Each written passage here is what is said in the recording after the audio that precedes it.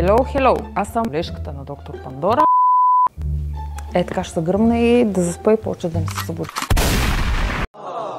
Днес сме ви приготвили едно кратичко епизодче, свързано с сериорно почистване на Mazda 2. Доста често сме чували, че клиента винаги има право. Да, но аз не мисля така. Нашия клиент каза, че неговото кола е в приличен вид, не е много замърсена.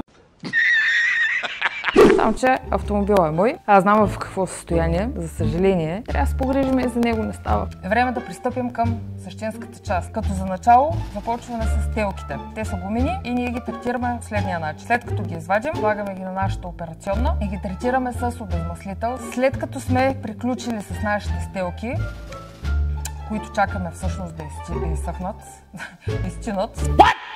След като сме ги премахнали, продължаваме с една хубава, мощна прахосмокачка и почваме яка експлоатация. Милата направо не завижда. В крайна сметка тя за това е създадена. Преминаваме към следващата стъпка, която е забърсване на праха. По таблото, корите, всички пластмасови детайли. Ние използваме препарата на не знам на кой.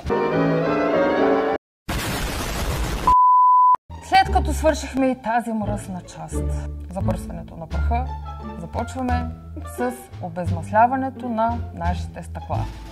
Искам да ви кажа, че моите са в окаяно състояние, дали от климатика, парното имат доста синкав ефект.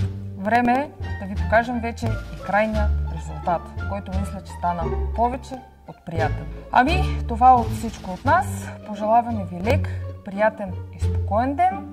Дано сме ви били полезни с нещо и ако имате въпроси, може да пишете в коментар, на лично съобщение или може да ни звъните. Бай-бай и до следващия път!